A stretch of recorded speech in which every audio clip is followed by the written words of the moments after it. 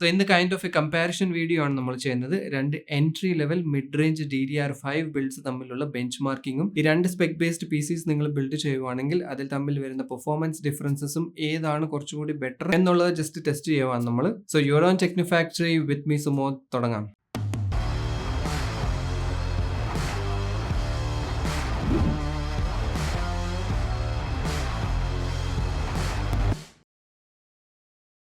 So ഇവിടെ നമ്മൾ ഇന്റലിന്റെയും AMDയുടെയും DDR5 builds ആണ് നോക്കുന്നത്. AMD സൈഡിൽ നമുക്ക് എൻട്രി ലെവൽ ഏറ്റവും സ്റ്റാർട്ടിംഗ് മോഡൽ Ryzen 5 7600 അല്ലെങ്കിൽ 7600X വെച്ചാണ് ബിൽഡ് ചെയ്യാൻ പറ്റുന്നത്. പക്ഷേ ഇന്റൽ ആണെങ്കിൽ നമുക്ക് 2-3 ഡിഫറെന്റ് ഓപ്ഷൻസ് ഉണ്ട്. സോ ഇവിടെ ടെസ്റ്റിംഗിൽ നമ്മൾ യൂസ് ചെയ്തേക്കുന്നത് ഇന്റൽ i5 12400F പ്രോസസർ ആണ്. ഐ നോ 7000 സീരീസുമായിട്ട് ഒരു പെർഫെക്റ്റ് കമ്പാരിസൺ ഇതല്ല എന്ന്.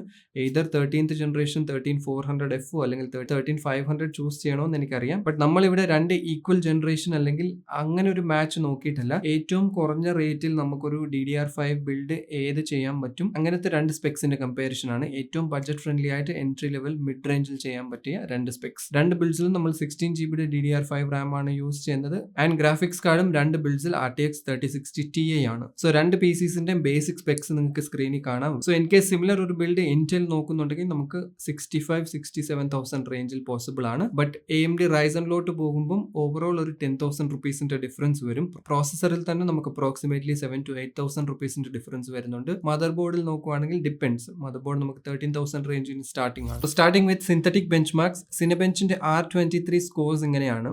ഇന്റൽ ബിൽഡിലെ സിംഗിൾ കോർ സ്കോർ 17,003 ആണ്. Multi core score is 12,000. AMD score single 1949 multi score is 14,615. Clearly AMD build single core and multi core പെർഫോമൻസിൽ better ആണ്. സിനബെഞ്ചിന്റെ latest 2024 എഡിഷന്റെ ബെഞ്ച് മാർക്സ് നോക്കുവാണെങ്കിൽ സിംഗിൾ കോറിൽ 102 ആൻഡ് മൾട്ടി കോറിൽ 647 ആണ്. 12400F processor. AMD Ryzen പ്രോസസറിന്റെ single score 115 and multi is 811. Geekbenchന്റെ CPU സ്കോർസ് ഇങ്ങനെയാണ്. 12400Fന്റെ 9374 in multi. Single core is 2236 and AMD പ്രോസസേഴ്സിന്റെ 10985 ആണ് multi core score and single core score is 2877. ബ്ലെൻഡറുടെ റെൻഡറിംഗ് സ്കോർസ് നമുക്ക് സ്ക്രീനിൽ കാണാൻ പറ്റും. Monster scene 1265, junkshop scene 759 and classroom scene 699 ആണ് സ്കോർ. AMD പ്രോസസറിന്റെ monster scene 1310, junkshop scene 799 and classroom scene 732 ആണ് സ്കോർ. സോ ഇതൊക്കെയാണ് നമ്മൾ ടെസ്റ്റ് ചെയ്ത സിന്തറ്റിക് ബെഞ്ച് മാർക്സിന്റെ റിസൾട്ട്സ്. ഇവിടെ clearly AMD is the winner. Obviously 12th generation 12400F കുറച്ച് പഴയ processor ആണ് കമ്പയർഡ് ടു 7600X. സോ അതുകൊണ്ട് തന്നെ ഓവറോൾ പെർഫോമൻസിൽ AMD തന്നെയായിരിക്കും കുറച്ച് മുന്നിൽ. ഇനി എന്തായാലും കുറച്ച് റിയൽ ടൈം ബെഞ്ച് മാർക്സ് നോക്കാം. റിയൽ ടൈം ഗെയിമിംഗിന്റെയും എഡിറ്റിംഗിന്റെ ബെഞ്ച് മാർക്സ്. ഗെയിമിംഗിൽ നമ്മൾ ഒരു 5-6 ഗെയിംസ് ആണ് ടെസ്റ്റ് ചെയ്ത് നോക്കിയത്. മാക്സിമം എല്ലാ ഗെയിംസിലും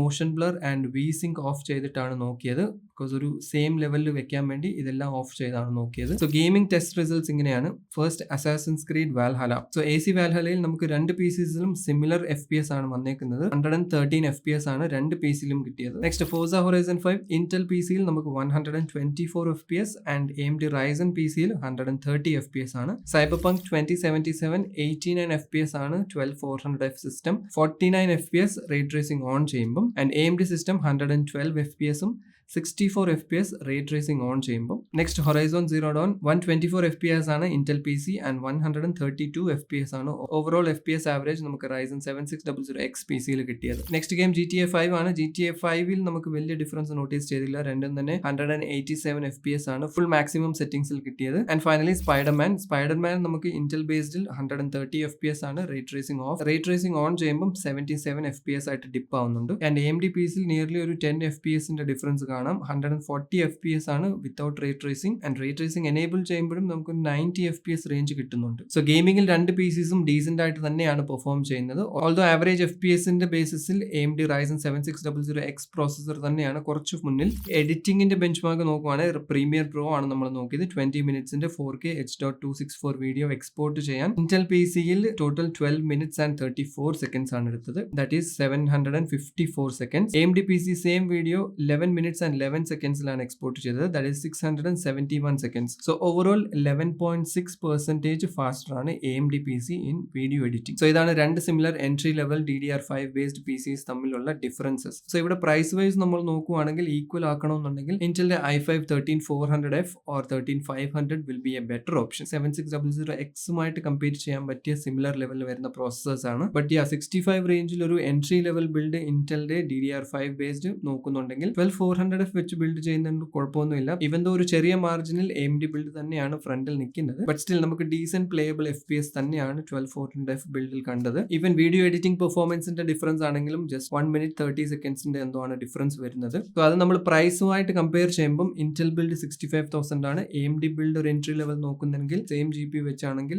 ഒരു 10,000 rupees എന്തായാലും എക്സ്ട്രാ. സോ ആ എക്സ്ട്രാ കാഷിനുള്ള പെർഫോമൻസ് എന്തായാലും നമുക്ക് അവിടെ കിട്ടുന്നുണ്ട്. പെർഫോമൻസ് മാത്രമല്ല ഫ്യൂച്ചർ പ്രൂഫിംഗും പിന്നെ എഫിഷ്യൻസി അങ്ങനത്തെ 2 ഫാക്ടേഴ്സും കൂടി നമ്മൾ ഇവിടെ കൺസിഡർ ചെയ്യണം. സോ ഇത് എല്ലാത്തിനും കൂടി ഒരു 10,000 rupees ആണ് എക്സ്ട്രാ കൂടുന്നത് if you are choosing AMD Ryzen processors 7000 series. So overall നിങ്ങളുടെ ബഡ്ജറ്റ് എങ്ങനെയാണോ പെർഫോമൻസ് എല്ലാം അതിലായിരിക്കും ഡിപ്പെൻഡ് ചെയ്യുന്നത്. ആൻഡ് ഓൾസോ ഓവറോൾ പെർഫോമൻസ് നിങ്ങളുടെ കംപ്ലീറ്റ് സ്പെക്കിലും ഡിപ്പെൻഡ് ചെയ്യും. ഗ്രാഫിക്സ് കാർഡ് ബെറ്റർ ആയിട്ടുള്ളതാണ് യൂസ് ചെയ്യുന്നതെങ്കിൽ നല്ല പെർഫോമൻസ് ആയിരിക്കും കിട്ടുന്നത്. ആൻഡ് എക്സാക്ട് നമ്മളിപ്പോൾ ഈ കാണിച്ചതുപോലെ തന്നെ പെർഫോമൻസ് കിട്ടുമെന്നല്ല, ജസ്റ്റ് ഒരു പെർഫോമൻസിന്റെ റിപ്രസെന്റേഷൻ ആണിത്, ഒരു ബേസിക് ഐഡിയ കിട്ടാൻ വേണ്ടി. ഇതിൽ ചിലപ്പോൾ ഒരു 5 to 10% ഡീവിയേഷൻ ഉണ്ടാകും നിങ്ങളുടെ ബിൽഡിൽ. സോ എനിവേസ് അതായിരുന്നു ഇന്നത്തെ video. Hope you like it. ഇഷ്ടപ്പെട്ടാൽ ലൈക്ക് ചെയ്യാം, ഇല്ലെങ്കിൽ ഡിസ്ലൈക്ക് ചെയ്യാം. ചാനൽ സബ്സ്ക്രൈബ് ചെയ്തിട്ടില്ലെങ്കിൽ do subscribe to my channel. അടുത്തൊരു വീഡിയോയിൽ കാണാം. Till then be positive and stay happy.